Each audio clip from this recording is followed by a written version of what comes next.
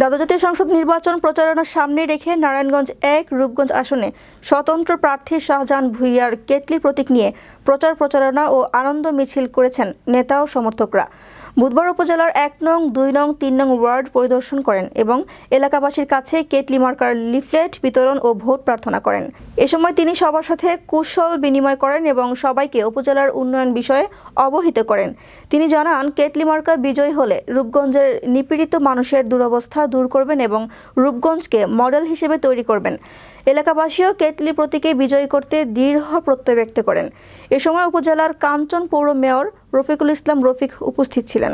উপজেলা আওয়ামী লীগ নেতা আলম মিয়া এবং যুবলীগ নেতা গাফার মোল্লা, বাবু ভূঁইয়া সহ আরো নেতাকর্মী উপস্থিত ছিলেন। মাসিমপুর এখন আপনারা যান, আমি তো এখন ভুলতাই না, আপনি মাসিমপুর যাবেন, গিয়ে দেখবেন যে কোনো একটা আমার পোস্টার আছে